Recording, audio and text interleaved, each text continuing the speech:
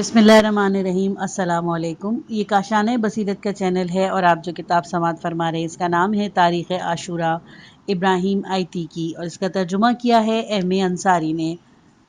آئیے سنتے ہیں اس کا پارٹ نمبر 8، صفحہ نمبر 111۔ کوئی عزت اور مرتبے کا متلاشی ہے، کوئی اپنی یا اپنے کسی بیمار عزیز کی صحت کے لیے ڈاکٹروں حکیموں کے پاس دوڑتا ہے، کوئی شہرت اور نیک نامی کی خاطر نیک یا بظاہر ہر نیک کام کرتا ہے۔ یہ سب ممکن ہے کہ اپنا در مقصود حاصل کر لیں، اور یہ بھی ممکن ہے کہ ان کی تمام محنت اور کوشش رائے گاں چلی جائے، کیونکہ آدمی کی ہر خواہش اور ہر آرزو پوری نہیں ہوتی۔ یعنی آدمی جو چاہتا ہے ہمیشہ وہی نہیں ہوتا۔ اکثر بعد حوادث کے تھپیڑے کشتی مراد کو کسی اور راستے کی طرف بھٹکا دیتے ہیں۔ اکثر لوگوں کا یہی حال ہے۔ سب اپنے اپنے مقاصد کے لیے کوشاں کرتے ہیں، محنت کرتے ہیں، کبھی شاہد و مقصود سے ہمکنار ہو جاتے ہیں، کبھی ناکام رہتے ہیں، اور کبھی تو اس کوشش میں جان عزیز تک گنوا بیٹھتے ہیں اور کچھ بھی ہاتھ نہیں آتا۔ امام علیہ السلام کہتے ہیں کہ میں ان لوگوں میں سے نہیں ہوں۔ آئندہ خواہ کچھ ہو، عراق کی صورتحال کوئی بھی رخ اختیار کرے، میرا مقصد کی کامیابی یقینی ہے۔ میں صرف اس فرض کی انجام دہی کے لیے اٹھا ہوں جو بحالت موجودہ خدا کی طرف سے مجھ پر عائد ہوتا ہے۔ میرا مقصد یہ نہیں کہ خلیفہ بن جاؤں اور مسلمانوں پر حکومت کروں۔ اگر مجھے کامیابی ہوئی تو ٹھیک ہے، اگر دشمن سبقت لے جاتا ہے تب بھی میں نے اپنا فرض ادا کر دیا۔ میری تحریک کا مقصد اس کے سوا کچھ نہیں۔ واقعی مردان حق کا کوئی مادی محرک نہیں ہوتا۔ ان کا ہر جہاد، ہر مقابلہ صرف خدا کے لیے اور ادائیگی فرض کے خاطر ہوتا ہے۔ ان کے لیے اس سے کیا فرق پڑتا ہے کہ غالب آئیں یا مغلوب ہوں؟ یہ تعبیر بھی نارسائی الفاظ کی وجہ سے ہے، ورنہ مردان حق کی لغت میں تو مغلوب کا لفظ ہی نہیں ہے۔ یہ بات امام علیہ السلام نے عراق جاتے ہوئے فزدق سے کہی تھی۔ آپ نے فرمایا کہ ہمیں کامیابی ہوئی تو ہم خدا کا شکر ادا کریں گے، لیکن اگر تقدیر نے ہمارا ساتھ نہ بھی دیا تب بھی چونکہ ہماری نیت نیک ہے لہٰذا ہم فنا نہیں ہوں گے۔ ممکن ہے قتل ہو جائیں لیکن مریں گے نہیں، کیونکہ راہ حق میں شہید ہونے و عمل بالمعروف اور نہی عن المنکر کے لیے جان دیتے ہوئے مر جانے میں اور فنا ہونے میں بہت فرق ہے۔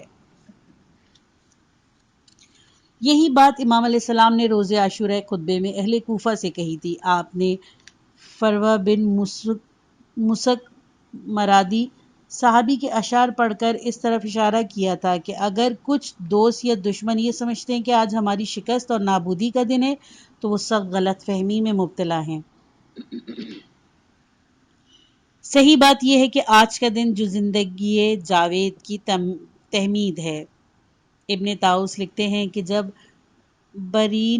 برید بن خزیر ہمدانی کے وعظ و نصیحت کا لوگوں پر کوئی اثر نہ ہوا تو امام علیہ السلام خود اونٹ پر سوار ہوئے اور سب کو خاموش رہنے کے لیے کہا۔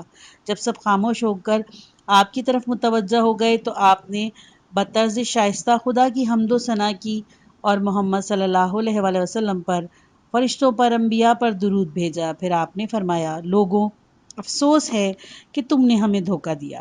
تم نے خود فریاد کر کے ہمیں بلایا، اور جب ہم تمہاری فریاد رسی کے لیے اٹھے تو تم نے وہی تلوار جو ہم نے تمہارے ہاتھ میں دی تھی ہمارے خلاف سونت لی، اور وہی آگ جو ہم نے اپنے اور تمہارے مشترک دشمن کو نابود کرنے کے لیے روشن کی تھی تم نے ہمارے خلاف بھڑکا لی، اور دشمنوں سے مل کر دوستوں اور خیرخواہوں سے جنگ پر آمادہ ہو گئے، اور حالانکہ نہ تمہارے ساتھ پہلے انصاف ہوا اور نہ آئندہ کوئی امید ہے، تم اس وقت ہی قطعی فیصلہ کر لیتے اور ہمارا پیچھا چھوڑ دیتے جب ابھی تلواریں نیام میں ہی تھیں اور لوگ اطمینان سے بیٹھے ہوئے تھے۔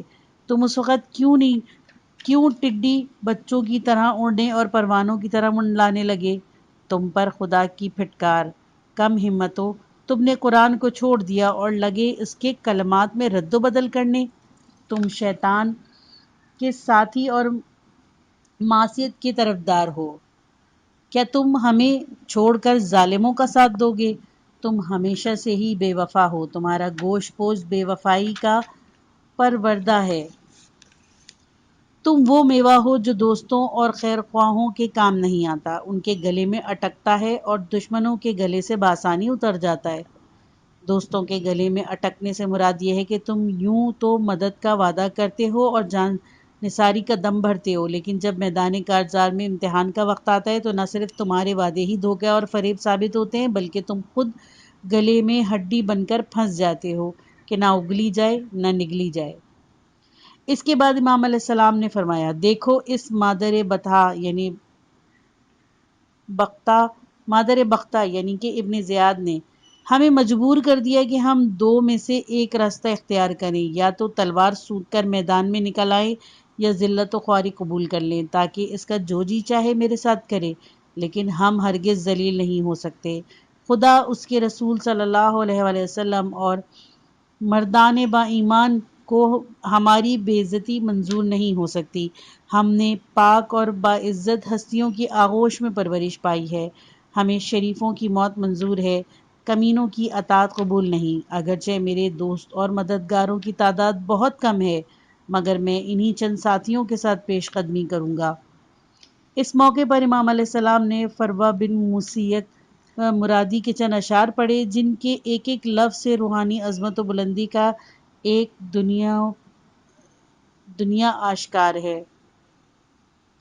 اگر ہم کامیاب ہوتے تو کوئی نئی بات نہیں، کامیابی ہمیشہ ہی ہمارے قدم چومتی ہے، لیکن اگر ہم شکست سے بھی دوچار ہو جائیں تب بھی ہم کبھی مغلوب نہیں ہوں گے۔ ہم بزدل نہیں ہیں، لیکن اگر مقدر میں یہی ہو کہ ہمیں موت آئے اور دوسروں کو حکومت مل جائے تو کیا ہو سکتا ہے؟ موت کا یہی کاروبار جاری ہے، آج ایک کی کل دوسرے کی باری ہے۔ ہمارے سرداران قوم بھی ایسے ہی موت کا شکار ہوئے جیسے اگلے وقتوں کے لوگ۔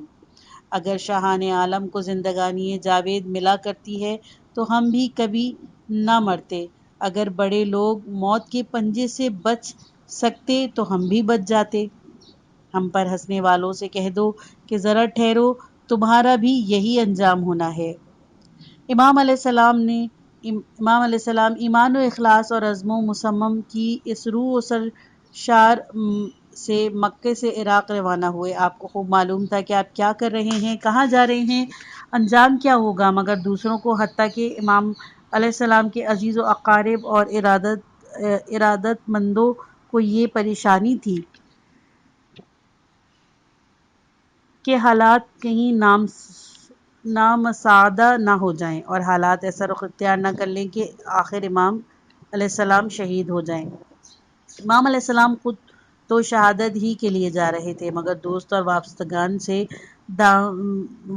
وابستگان دامن سے کہہ رہے تھے کہ حضور مت جائیے، خدا نخواستہ کہیں جان نہ چلی جائے۔ انہی میں امیر المومنین علیہ السلام کے بھتیجے اور داماد عبداللہ بن جعفر بھی تھے۔ امام علیہ السلام کی مکہ سے روانگی کے بعد اپنے بیٹوں اون اور محمد کو ایک عریضہ دے کر بھیجا اور امام علیہ السلام کی خدمت میں پیش کر دیں۔ اس میں امام علیہ السلام کو قسم دی گئی تھی کہ واپس تشریف لے آئیں۔ لکھا تھا، مجھے اندیشہ ہے کہ کہیں آپ اور آپ کے ہمراہی شہید نہ ہو جائے۔ اگر آج آپ کی جان جاتی رہی تو دنیا اندھیری ہو جائے گی، کیونکہ آپ ہی کی بدولت لوگوں کو ہدایت ملتی ہے اور مومنین کی سب امیدیں آپ ہی سے وابستہ ہیں، اس لیے جلدی نہ کیجیے، عریضے کے پیچھے میں خود آ رہا ہوں۔ اس کے بعد عبداللہ بن جعفر وائی مکہ کے بھائی کی معیت میں، جو اپنے بھائی عمرو بن سعید کا خط لیے ہوئے تھے، روانہ ہوئے۔ اس خط میں عہد و پیمان کے ذریعے امام علیہ السلام کو اطمینان دلایا گیا تھا کہ وہ آسودہ خاطر مکہ لوٹ آئیں۔ دونوں امام علیہ السلام کی خدمت میں پہنچے اور خط پیش کیا، واپسی کے لیے اصرار کرتے رہے۔ امام علیہ السلام نے جواب میں کہا، میں نے اپنے نانا رسول خدا صلی اللہ علیہ وآلہ وسلم کو خواب میں دیکھا ہے اور آپ نے مجھے حکم دیا ہے کہ میں یہ راستہ اختیار کروں۔ انہوں نے پوچھا، آپ نے کیا خواب دیکھا تھا؟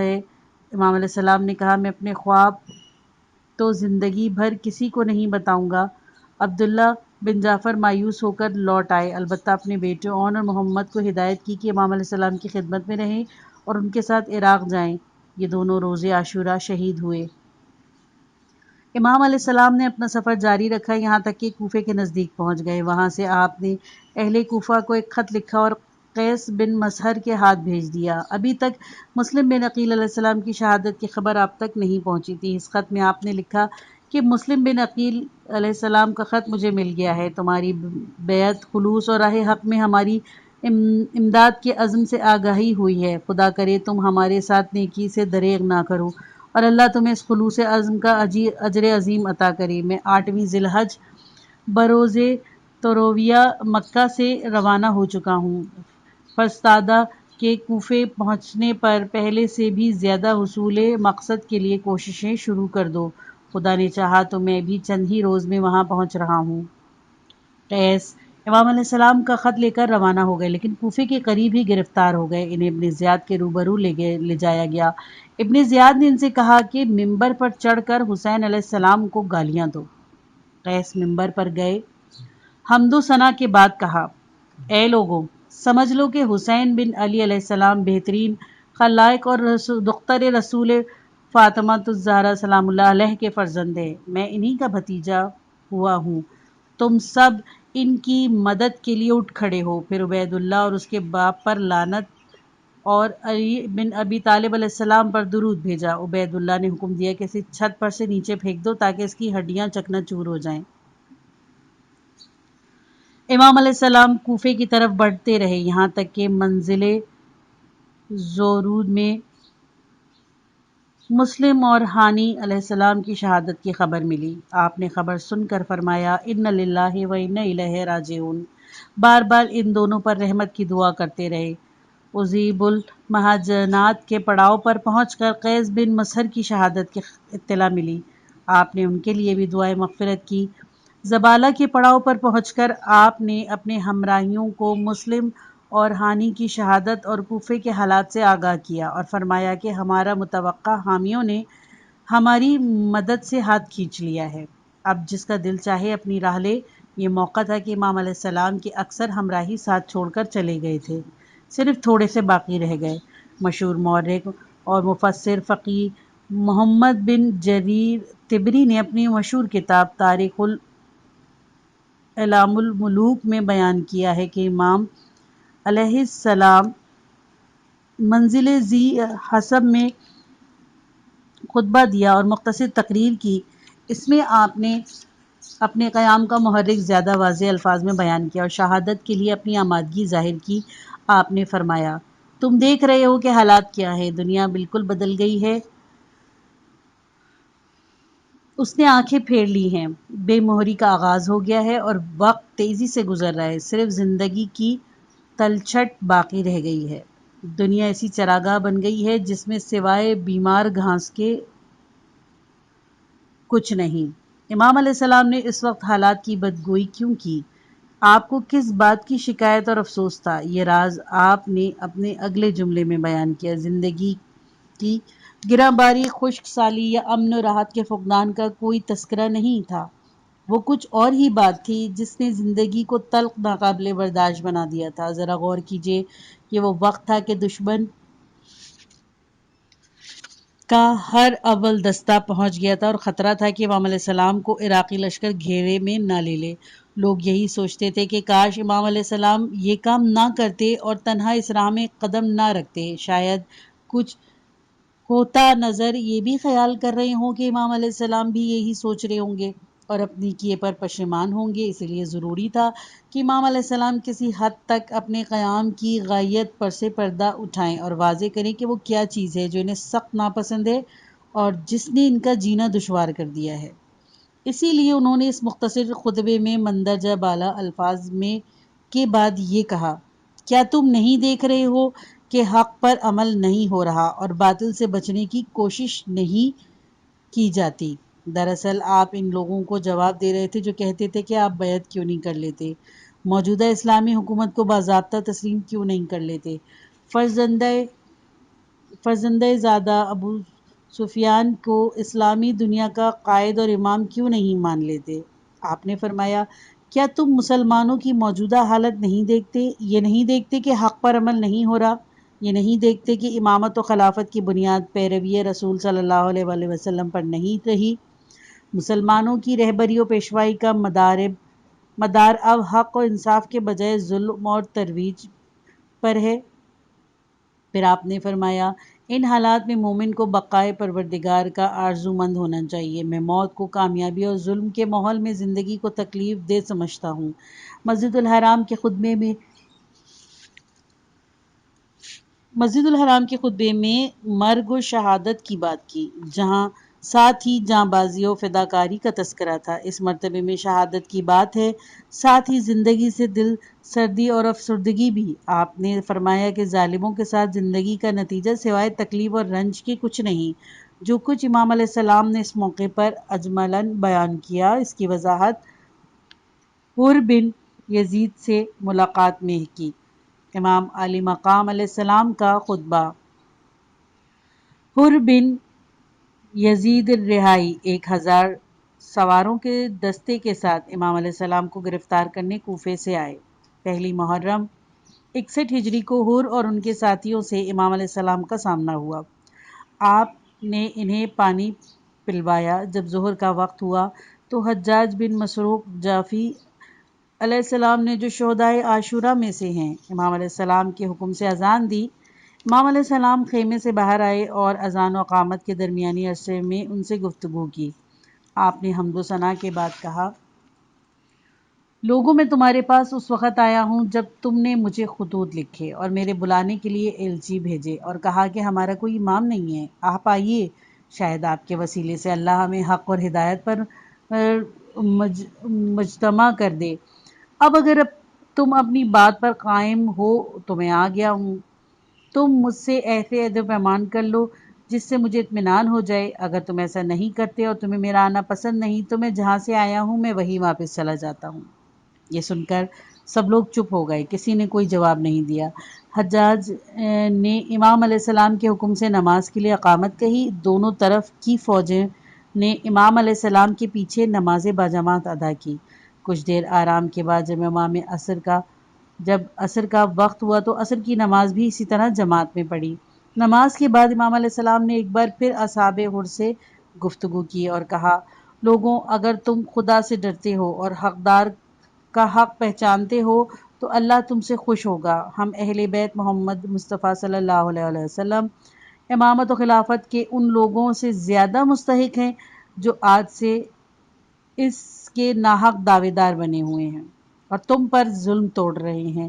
لیکن اگر تم ہمیں پسند نہیں کرتے، ہمارے حق کا اعتراف نہیں کرتے اور اس وقت سے جب تک تم نے خط لکھے تھے اور قاصد بھیجے تھے تمہاری رائے بدل گئی تو میں واپس چلا جاتا ہوں۔ حق سے امام کی مراد یہ نہیں تھی کہ مثلاً اپنی عمارت بناتے وقت ہمسائے کی دیوار نہ گراؤ یا دوسرے کو دھکا دے کر بس میں نہ چڑھو۔ امام علیہ السلام کی مراد وہ حق ہے جس پر تمام حقوق کی بنیاد ہے۔ اگر وہ حق محفوظ ہے تو تمام حقوق محفوظ ہیں، اگر وہ حق ضائع ہو گیا تو تمام حقوق پامال ہو جائیں گے، یعنی امامت اور مسلمانوں کی رہبری کا حق۔ حر بن یزید الرہائی نے جواب میں عرض کی کہ باخدا مجھے ان خطوط اور قاصدوں کے بارے میں کچھ علم نہیں۔ امام علیہ السلام نے عقبہ بن سمعان سے، جو روز عاشورہ اسیر ہوئے اور بعد میں رہا کر دیے گئے، فرمایا کہ اہل کوفہ کے خطوط ان کے سامنے رکھ دو۔ پھر بھی حر نے کہا، ہم نے کوئی خط نہیں لکھا اور ہم آپ کو ابن زیاد کے پاس لے جائے بغیر نہیں چھوڑیں گے۔ امام علیہ السلام نے فرمایا، موت سے پہلے تو یہ ممکن نہیں۔ امام علیہ السلام اپنے اصحاب کے ساتھ اور حر اپنے ساتھیوں کے ساتھ سوار ہوئے اور ایک ایسے رستے پر ہو لیے جو نہ مدینہ جاتا تھا اور نہ کوفہ۔ اس اثنا میں حر نے اپنے خیال میں بغرض خیر خواہی اور نصیحت امام علیہ السلام سے کہا کہ آپ کو خدا کی قسم آپ جنگ نہ کیجیے ورنہ آپ جان سے ہاتھ دھو بیٹھیں گے۔ امام علیہ السلام نے بروئے فرختہ ہو کر کہا، کیا تم مجھے موت کی دھمکی دے رہے ہو؟ کیا میرے جانے سے تمہیں چین آ جائے گا؟ میری جواب دہی ہے جو اس مرود اسی نے دیا تھا جو رسول خدا صلی اللہ علیہ وسلم کی مدد کے لیے جانا چاہتا تھا۔ اس کے چچا زاد بھائی نے اسے ڈرایا کہ کہاں جا رہے ہو، مارے جاؤ گے۔ اسی نے جواب میں کہا، میں ضرور جاؤں گا حق کے لیے جہاد کرتے ہوئے، جان دینا، اچھے لوگوں کا ساتھ دینا اور کم مایہ اور مجرموں سے دور رہنا کوئی شرم کی بات نہیں۔ اگر میں زندہ رہا تو مجھے کوئی پشیمانی نہیں ہوگی، اور اگر مر گیا تو کوئی الزام نہیں دے سکے گا۔ ذلت کی بات تو یہ ہے کہ آدمی زندہ رہے اور بے بسی کی زندگی گزارے۔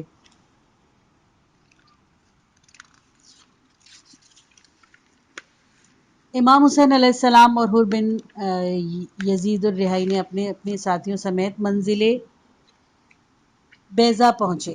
یہاں پر امام علیہ السلام نے ان سے گفتگو کی اور واضح کیا کہ میرا کچھ فرض ہے جس کی انجام آوری ضروری ہے، اس کے علاوہ میرا کوئی خیال نہیں۔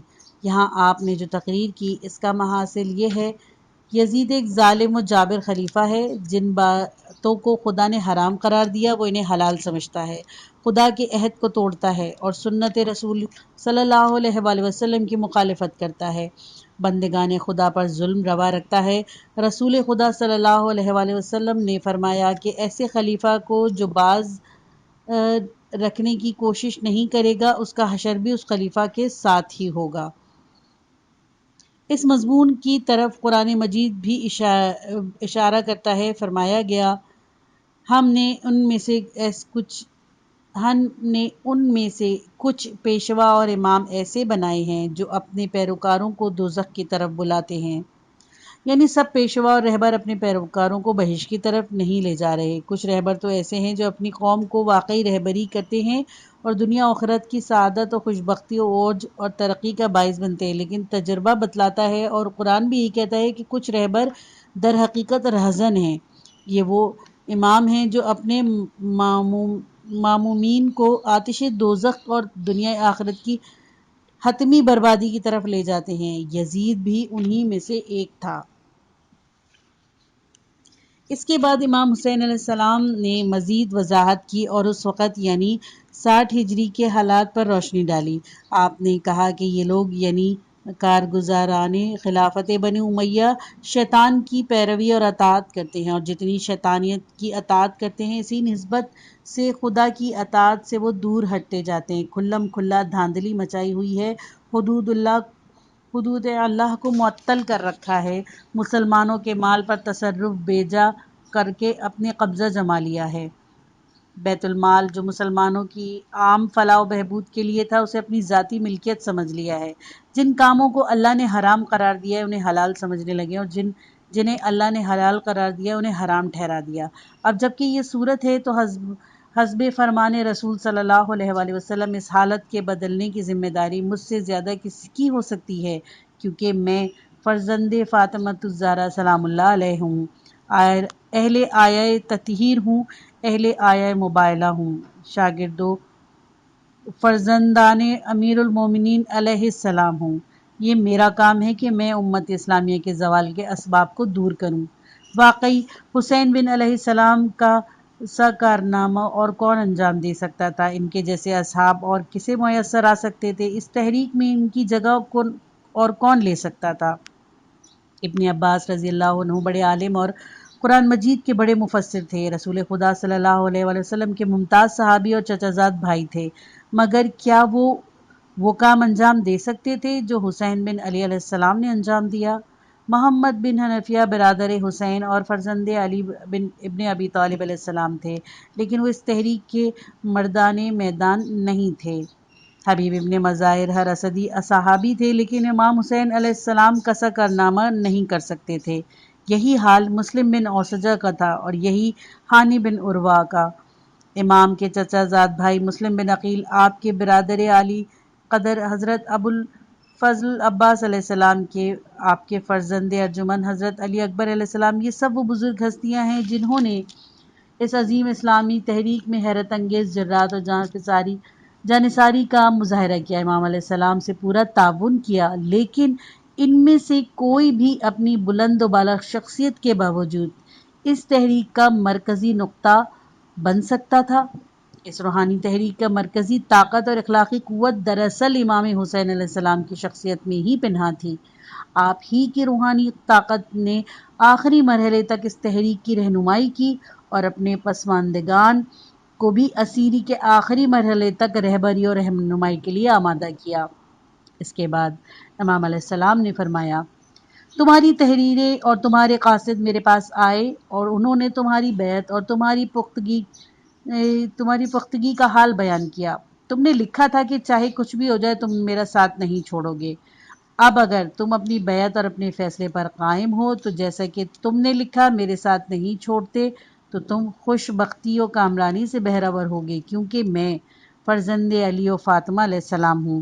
میں خود کو اس جہاز مقدس میں تمہارا ساتھ رہوں گا۔ میرے بیوی بچے تمہارے بیوی بچوں کے ساتھ ہر حال میں شریک ہوں گے۔ تمہیں یہ زیب نہیں دیتا کہ تم اپنی اور اپنے بیوی بچوں کی جانیں میرے اور میری بیوی بچوں کی جانوں سے زیادہ عزیز سمجھو؟ جب میں اپنی جان اور اپنے خاندان کو قربان کرنے کے لیے تیار ہوں تو تم بھی اپنی جان اور اپنے خاندان سے دریغ نہ کرو۔ یعنی جب مجھے عمل بالمعروف اور نہی عن المنکر کی خاطر اپنی جان دینے اور اپنے زن و فرزند کی اسیر ہو جانے کی پرواہ نہیں اور میں اپنے عزیز کو اپنے ساتھ لایا ہوں تو تمہارے لیے اب کیا گنجائش ہے؟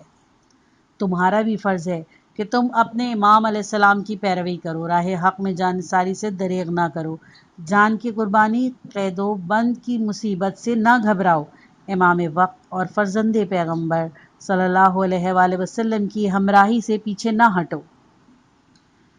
لیکن اگر ان سب باتوں کے باوجود تم نے پیمان شکنی کی اور ایفائے عہد میں کوتاہی کی تو جان عزیز کی قسم مجھے ذرہ بھر حیرت نہیں ہوگی، کیونکہ تم نے میرے والد مرتضیٰ علیہ السلام اور میرے بھائی حسن مجتبیٰ علیہ السلام اور میرے چچا زاد بھائی مسلم بن عقیل علیہ السلام کے ساتھ بھی یہی سلوک کیا ہے۔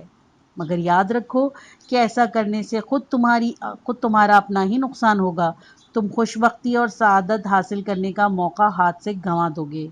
پیمان شکن ہمیشہ خود نقصان اٹھاتا ہے اور ممکن ہے خود جلد ہی مجھے تم سے بے نیاز کر دے، اور ممکن ہے خدا جلد ہی مجھے تم سے بے نیاز کر دے۔